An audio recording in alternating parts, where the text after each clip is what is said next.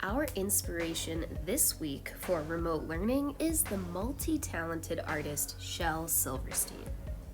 Not only was he an artist, but he was also a musician and a writer. He often wrote poems and drew pictures to go along with them, so Shel Silverstein was also an illustrator, an artist who makes the pictures for books and stories.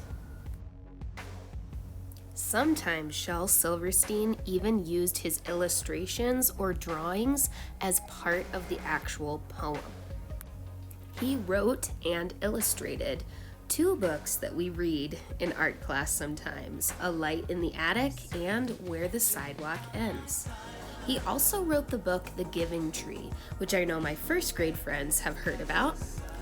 He is one of my top favorite people ever. We're going to be reading a poem by Shel Silverstein that does not have an illustration or drawing with it. And then we're going to make our own illustrations to go along with the poem. You can follow the directions, or you can draw a picture that you want to draw as an illustration for the poem. The only tools you will need to do this project are a pencil or pen and a piece of paper. Any kind of paper, and I mean any kind. Notebook, the back of a used paper, even a paper plate would work. Since we're drawing and you want to be able to see it well, try to use a light colored paper though. Now that we have our supplies, let's read the poem by Shel Silverstein.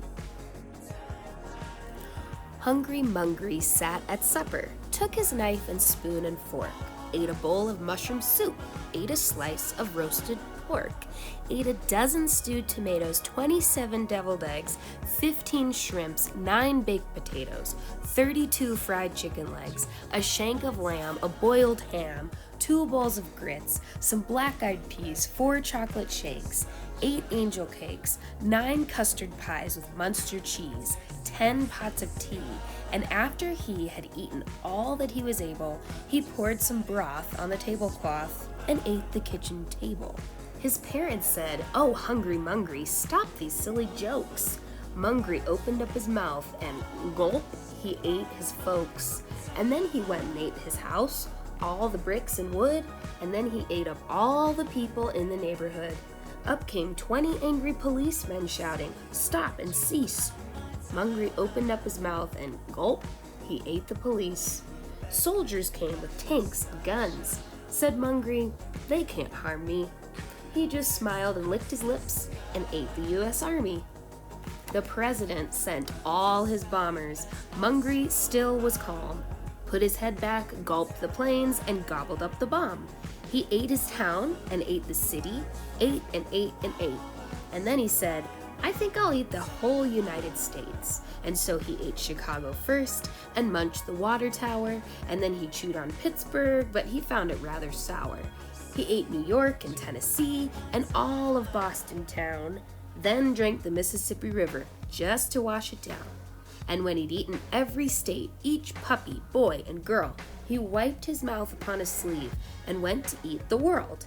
He ate Egypt, pyramids, and every church in Rome, and all the grass in Africa, and all the ice in Nome. He ate each hill in green Brazil, and then, to make things worse, he decided for dessert he'd eat the universe. He started with the moon and stars, and soon as he was done, he gulped the clouds, he sipped the wind, and gobbled up the sun. Then, sitting there in the cold, dark air, he started to nibble his feet, then his legs, then his hips, then his neck, then his lips, till he sat there just gnashing his teeth, 'cause nothing was left to eat. What picture did your brain come up with while you were listening to that poem? If you want to, you can totally draw any picture that came to you, or you can stick with me and draw what came to me, which was a big mouth like in the book, but with a bunch of crazy things flying into Hungry Mungry's mouth. I will be drawing with a marker so that you can see better, but you really should start with a pencil so that you can erase things if you change your mind about them. Turn your paper vertically, tall, up and down.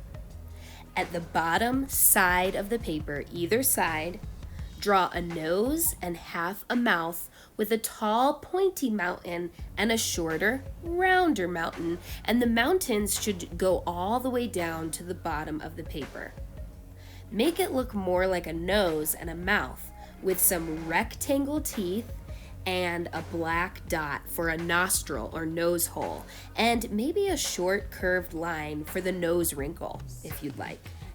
Next, scooch all the way over to the other side of the paper. Here we're going to draw the bottom jaw, including the bottom teeth and chin, with one pointy mountain that touches the bottom of the paper, and then add some rectangle teeth. Now the wide open mouth of our Hungry Mungry is finished, and now we need to let our creative sparks fly and think about and imagine what you think Hungry Mungry ate. Planet Earth? Your cat? A UFO? Saturn?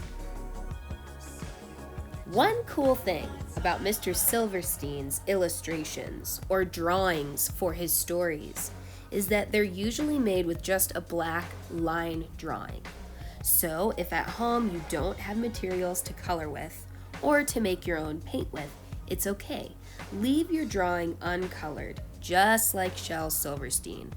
That's actually what I'm going to do because I'm using a bright orange piece of paper, so I decided to leave my design just with black lines.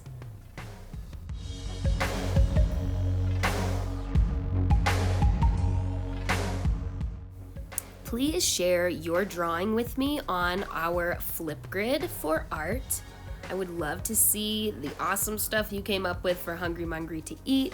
I'm sure it would make Shel Silverstein proud. See you next time. Bye-bye.